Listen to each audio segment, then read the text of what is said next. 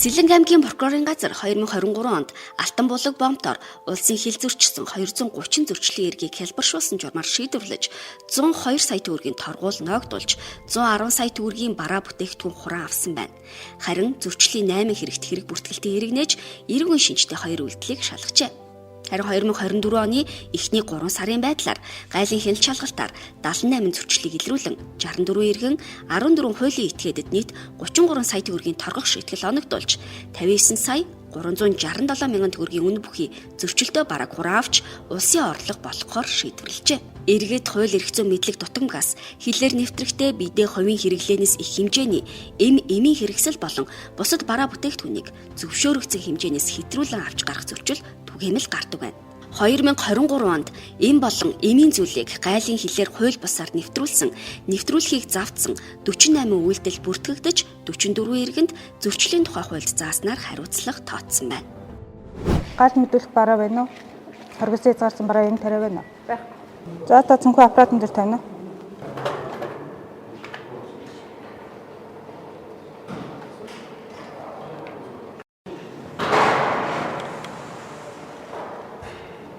Тийшээ тавина уу? Би таны цэнхүүг дахиж шалгах хэрэгтэй. За цэнхүү онгоцгороо. Та ханаас хаварж яваалаа? За. Зарчигчийн хувийн хэрэглээнд эмийн зүйлс ийм их хэмжээгээр явах хоройтой дээ. Зөвшөөрөгдсөн хэмжээнээс хувийн хэрэглээнд өөрийн хэрэглээнд аялын хугацаанд хэрэглэх эмийн зүйлсээс чинь таны голол их байгаа учраас энийг манайх хураагаад зөрчлийн тухай хуулиар торгуул төлнө. Та хүний дайвар ачаа авч явж байгаа мó өөр авч явж байгаа мó? Өөртөө авсан. За энийг задлаарай.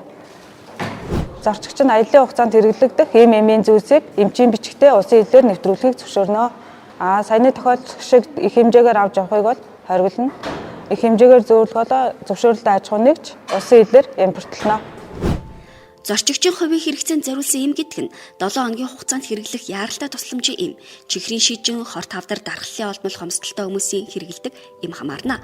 Харин судсаар сэлбэх шингэн, антибиотик тариа, мансууруулах сэтгцэд нөлөөлөх эм, цусны бэлтгэл цэвэн орлуулах эм, нийтлэг дархлаажуулалтын эм бэлтгэлийг хувийн хэрэглээний зориулалтаар нэвтрүүлэхийг хориглодог байна.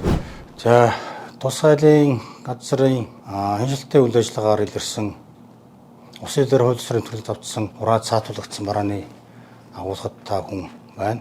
За манай агуулгад эмийн хэрэгсэл за арх сутууруул хундаа хориотой химийн бодис тэгээ галт хэрэгсэл сум хин шалтгаан илэрсэн бараанууд энд хадгалагдаж байдаг. За энэ бүх бараануудыг бид нар улсын орлого болгоод зөвшөөрмийн дагуу орон нутгийн зүйлээр шилжүүлдэг юм аа. Орон нутгийн зөвлөлийг нэг одоо хөдөлгөөн орлуулах одоо бусад арга хэмжээнүүдийг аваа явдаг.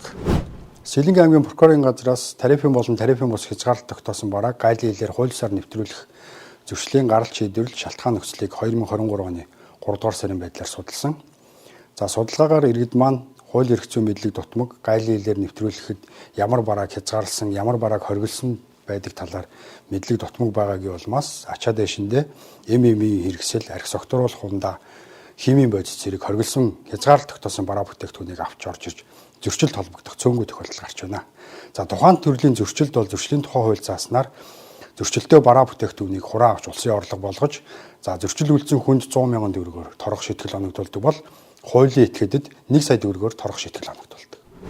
Иргэд Монгол улсын хилээр нэвтрэхдээ ямар бараа бүтээгдэхүүнийг хэр зэрэг хэмжээтэйгээр авч явж болох талаар сайн мэдэхгүйгээс эд зүйлсээ хураалгах, нэмэлт төлбөр төлөх, цаашлаад хуулийн хариуцлага хүлээх эрсдэлд ортгоо.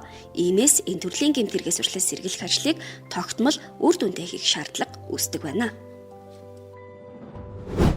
18 наснд хүрсэн иргэн үйлдвэрийн аргаар боловсруулсан хүнсний бүтээгдэхүүн, хувийн гоёл чимэглэлийн эдлэл, арх 1 литр, янжуур тамхи 200 ширхгийг авч явах боломжтой. Насан туршаагүй зорчигч согтууруулах ундаа тамхи хилээр нэвтрүүлэхийг зөвшөөрөхгүй. Зорчигч 15 сая төгрөг хүртэлх бэлэн мөнгийг гайлд мэдүүлэхгүйгээр хилээр нэвтрүүлэхийг зөвшөөрдөг.